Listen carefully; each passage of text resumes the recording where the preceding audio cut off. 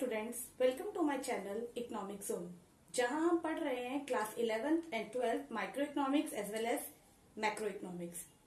Last video में हमने पढ़ा था माइक्रो इकोनॉमिक्स की introduction unit 1 which we have completed.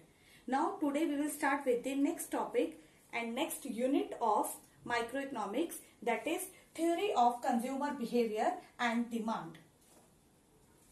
Okay, so in this unit we have to study three things.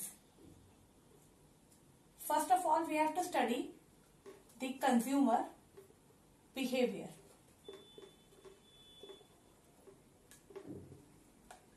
Consumer behavior, or we can say that consumer equilibrium. Equilibrium.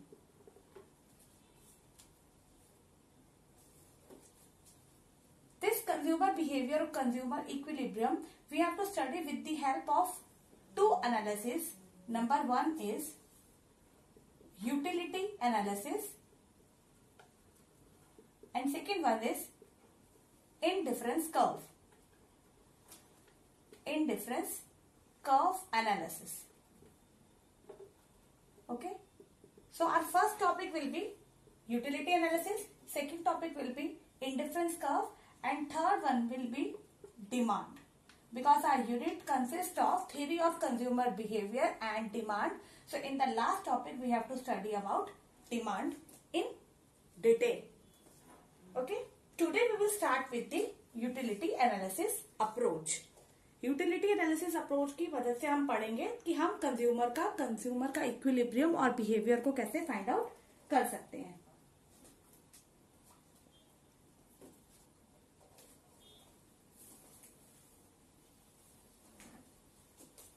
Consumer equilibrium का meaning क्या होता है? सबसे पहले आपको short में meaning बता देती हूँ कि हम कंज्यूमर स्टडी पढ़ने वाले हैं, पर कंज्यूमर इक्विलिब्रियम का मीनिंग क्या होता है? कंज्यूमर इक्विलिब्रियम का मीनिंग है कि कंज्यूमर, जैसे हमने फर्स्ट इकोनॉमिक्स में पढ़ा था इन द लास्ट वीडियो, कि कंज्यूमर का मेन ऑब्जेक्टिव होता है वांट सेटिस्फेक्शन को हाई करना। वांट सेटिस्फेक्शन को हाई करना। प्रोड्यूसर का होता है प्रॉफिट को हाई करना और प्रॉफिट को मैक्सिमाइज करना। एंड मार्केट का क्या होता है? कंज्यूमर भी हैप्पी हो, मींस कंज्यूमर भी अपना वांट सेटिस्फेक्शन कंप्लीट कर रहा हो और प्रोड्यूसर भी अपना प्रॉफिट मैक्सिमाइज कर रहा हो। मींस यहाँ पे दोनों का एडिशन आ जाएगा कि जहां पे consumer and producer both are satisfied with their production and consumption, then market का fuller utilization होगा और market को हम कह सकते हैं कि market will be in equilibrium, right? तो हमारा फर्स्ट टॉपिक अब आपका यूनिट जो माइक्रो इकोनॉमिक्स है उसमें भी हम इसी तरीके से पढ़ेंगे। वैसे हमने फर्स्ट इंट्रोडक्शन पढ़ा था, इंट्रोडक्शन जो हमारा था वो हमारा फर्स्ट यूनिट था, ठीक है। सेकेंड यूनिट विल बी आपका हो जाएगा कंज्यूमर इक्विलिब्रियम, थर्ड यूनिट आपका हो जाएगा producer equilibrium and fourth unit हो जाएगा मार्केट इक्विलिब्रियम, और मार्केट में हम किस तरीके से प्राइस की डिटर्मिनेशन करते हैं। सेकेंड यूनिट में हम कंज्यूमर को पढ़ेंगे with the help of demand, because consumer क्या करता है? कंजम्पशन करता है। कंजम्पशन मीन्स डिमांड करता है। प्रोड्यूसर को हम पढ़ेंगे with the help of supply, क्योंकि प्रोड्यूसर क्या करता है? प्रोडक्शन करता है। प्रोडक्शन का मीनिंग क्या है? सप्लाई। और मार्केट का मीनिंग क्या है? कि जहां मार्केट में क्या होता है? Price determination. कि प्राइस को हमने कैसे फाइंड आउट किया कि जैसे हम मार्केट में जाते हैं और हम मार्केट में बोलते हैं, फॉर एग्जांपल मार्केट में हम बोलते हैं कि अनियन की कॉस्ट, अनियन की रुपीज है 20 पर केजी। अब ये 20 पर केजी कैसे फिक्स हुई मार्केट में, वो हम पढ़ेंगे in the last unit market equilibrium, और we can say that price determination in the market. Done. तो आज हम शुरू करने जा रहे हैं हमारा सेकेंड यूनिट कंज्यूमर इक्विलिब्रियम, और कंज्यूमर इक्विलिब्रियम को आज हम सबसे पहले पढ़ेंगे with the help of utility. Now what is utility? Utility क्या है? यूटिलिटी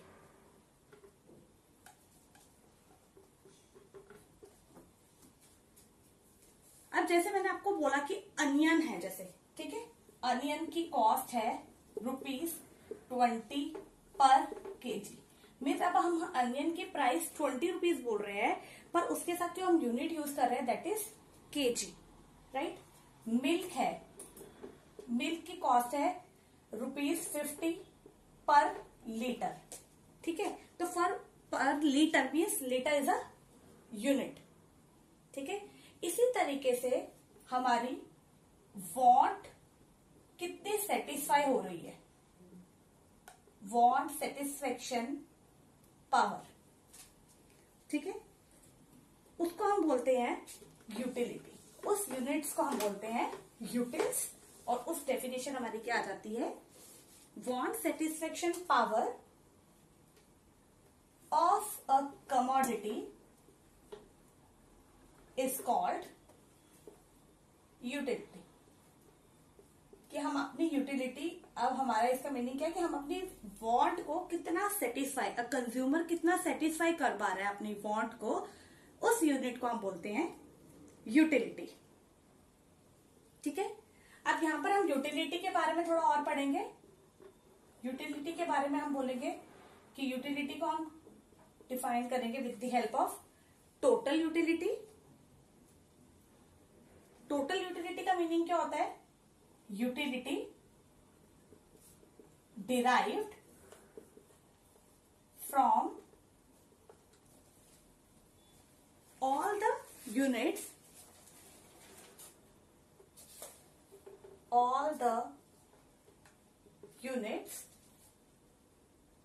of a commodity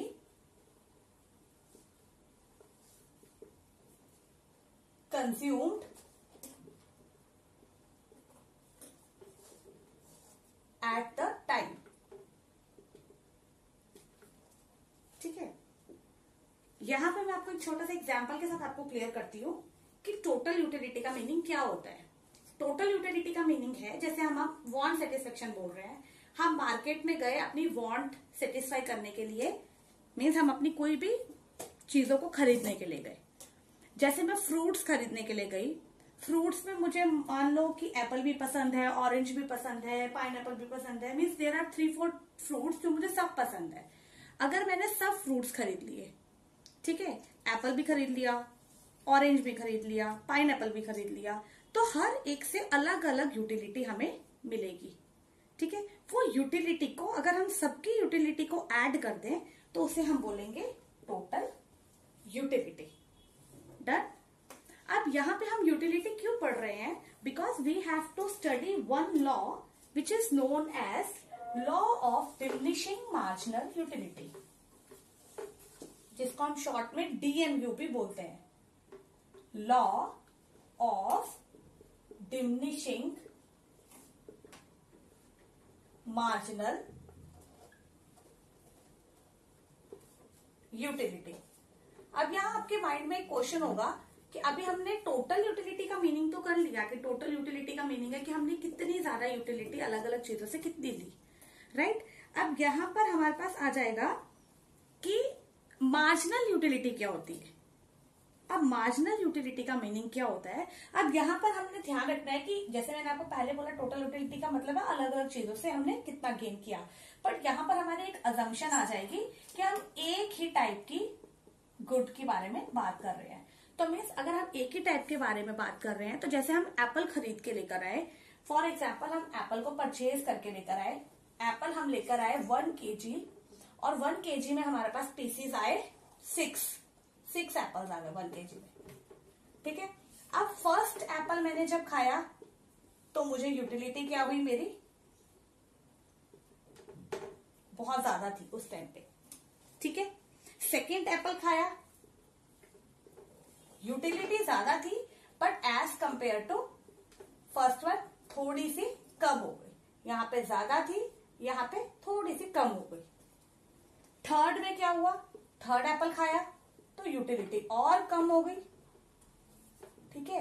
मतलब ये यूटिलिटी तो मिल रही है मुझे, बट यूटिलिटी का रेट जो है वो मेरा कम हो रहा है। देखो जैसे यहाँ पे मैंने 3 दिखाया यूनिट्स की यूटिलिटी इतनी बड़ी, यहाँ पे 2 है या 1 है, मीन्स हमारे यूटिलिटी का जो रेट है वो क्या हो रहा है, डिमिनिशिंग हो रहा है।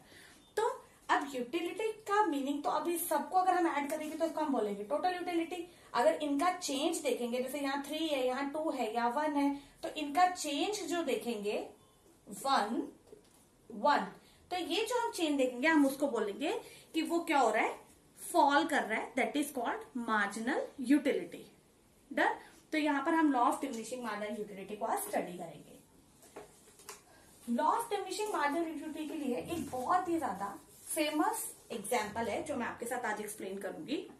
फॉर एग्जाम्पल कि मुझे बहुत ज्यादा प्यास लगी है, ठीक है, प्यास लगी है तो मुझे पानी पीना है।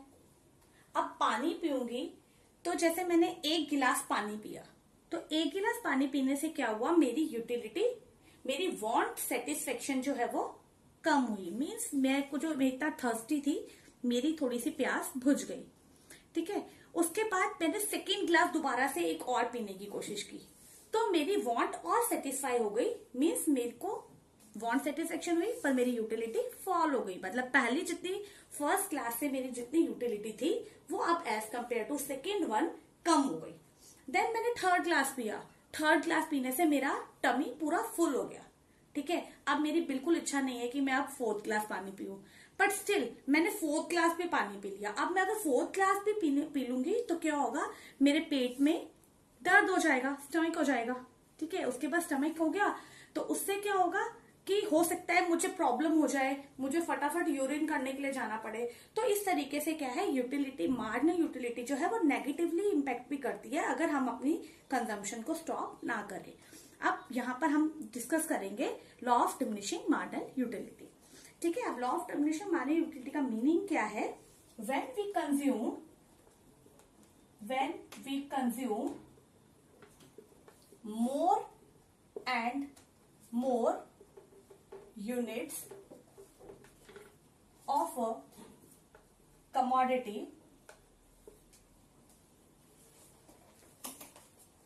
utility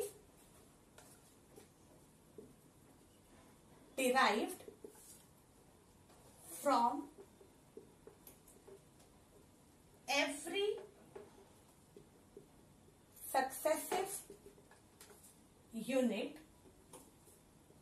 keeps on declining, ठीक है, कम होना शुरू हो जाती है। इसे हम बोलते हैं law of diminishing marginal utility. अब जब भी हम कोई लॉ पढ़ते हैं तो लॉ की कुछ एजम्पशंस होती हैं। So here we are start with the assumptions. Assumptions में हम क्या करेंगे, पहला एजम्पशन हमारा होगा that consumer should be rational. Consumer जो है वो रैशनल होना चाहिए। Second one is there are standard unit of consumption. Standard unit of consumption का मीनिंग है कि हमने फर्स्ट टाइम में जब पानी पिया तो जो ग्लास हमने यूज किया, सेकेंड टाइम में भी हमें वही ग्लास यूज करना है, 3rd टाइम पे भी हमें वही ग्लास यूज करना है। मीन्स जो स्टैंडर्ड यूनिट है वो हमें मेंटेन करना है। देन 3rd है consumption should be in continuous process. Continuous process, जो कंजम्पशन है वो हमारी कंटिन्यूस प्रोसेस में होनी चाहिए। कि ऐसा नहीं है कि 1 गिलास पानी का मैंने अभी पिया और दूसरा ग्लास में रुक रुक के पी रही हूं, ऐसा नहीं है। जब हमने पीना शुरू किया है तो हमारी कंजम्पशन जो है वो कंटिन्यूस प्रोसेस में होना चाहिए, ठीक है। तो these are the assumption of marginal utility. Now next topic, इसी को हम एक्सप्लेन करेंगे। जो हमने डेफिनेशन लिखी है और जो लॉ लिखी है इसको हम एक्सप्लेन करेंगे। यहाँ पे मैं आपको एक चीज और बताना चाहूंगी कि जब भी हम कोई लॉ पढ़ते हैं तो लॉ की भी कुछ कंडीशंस होती हैं कि लॉ को हम हमेशा पढ़ते हैं तो लॉ में सबसे पहले हम हमेशा लॉ की डेफिनेशन देते हैं, ठीक है। सेकेंड, लॉ के हम हमेशा अजम्पशंस देते हैं, कि एजम्पशंस हमने क्या रखी है while studying that law. Third में हम हमेशा लॉ को एक्सप्लेन करते हैं with the help of table, तो इसको हम टेबुलर प्रेजेंटेशन भी बोलते हैं। ठीक है, टेबल बनाते हैं हम, और इसको हम शेड्यूल भी बोलते हैं। ठीक है, देन नेक्स्ट वन इज, अगर हमने टेबल बना लिया तो उसके बाद हम क्या करते हैं, डायग्राम बनाते हैं, डायग्राम प्रेजेंटेशन। जो हमने टेबल बनाया होगा उसी से हम क्या बनाएंगे, डायग्राम। उसके बाद जो हमने टेबल और डायग्राम बनाया है उसकी हम देंगे एक्सप्लेनेशन। ठीक है, and last one, sixth one is the कि कहां पर ये लॉ अप्लाई नहीं होता है, that is exceptions to the law of, जो भी हम लॉ पढ़ रहे हैं, we are studying law of diminishing minor utility, तो जो भी हम लॉ पढ़ रहे हैं उसकी लास्ट में एक्सेप्शंस देंगे। तो ये 6 थिंग्स है जो हमें अपने ध्यान में हमेशा रखनी है व्हाइल स्टडिंग एनी लॉ। अगर आप ये लॉ को कंडीशंस को फॉलो करते हो तो इसके अकॉर्डिंगली ही आपको मार्क्स भी मिलते हैं। ठीक है, सो हमने क्या क्या कर लिया, डेफिनेशन कर ली, एजम्पशंस कर ली। Now we are moving to next one, tabular presentation. So here I am going to make a table. अब टेबल में हम क्या पढ़ेंगे,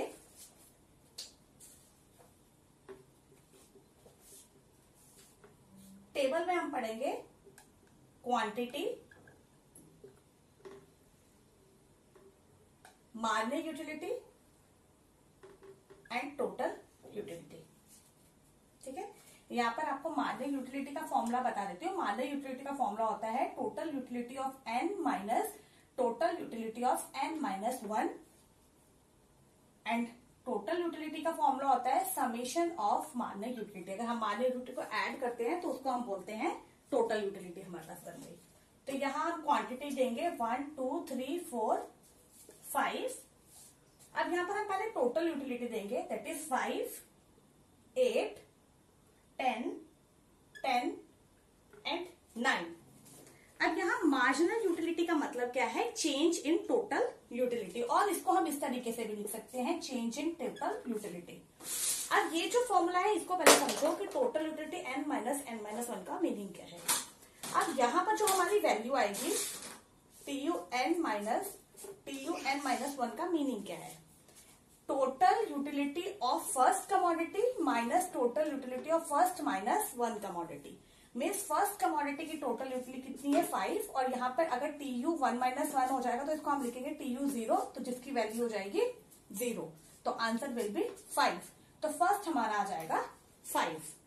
सेकेंड के ऊपर मूव ऑन करेंगे तो सेकेंड की वैल्यू क्या आ जाएगी 2 माइनस 1।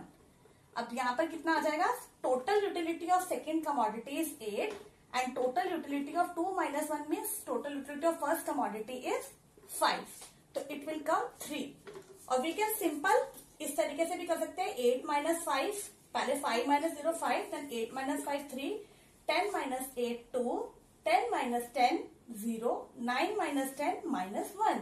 ये -1 वो वाली कंडीशन आ गई जब मैंने आपको बताया था कि अगर हमने पानी ज्यादा पी लिया तो उसका नेगेटिव इम्पैक्ट भी हो सकता है।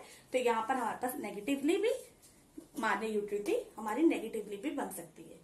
ठीक है, तो ये हमारी वैल्यूज आ गई मार्जिनल यूटिलिटी की, और हम लॉ पढ़ रहे हैं total law of diminishing marginal utility, मतलब हमारा मेन फोकस जो है वो मार्जिनल यूटिलिटी के ऊपर है। So here we will do the next thing, diagram presentation. अब इसी का हम डायग्राम बनाएंगे।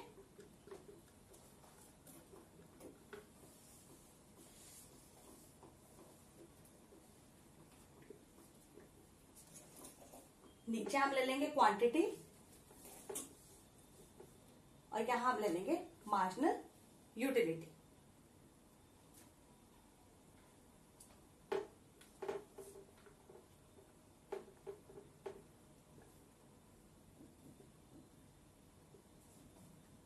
अब देखो फर्स्ट पे कितनी है 5, here we mark a point. Second पे कितनी है 3, थर्ड पे कितनी है, इसको थोड़ा सा इधर कर लेंगे, थर्ड पे कितनी है 2, देन 4 पे कितनी है 0 एंड 5 पे कितनी है -1। मीन्स इसको हमें ग्राफ को नीचे भी बनाना पड़ेगा, तो -1 कहां पर आ जाएगा दिस साइड। ठीक है, अब इसको आपने कर्व को जोड़ना है।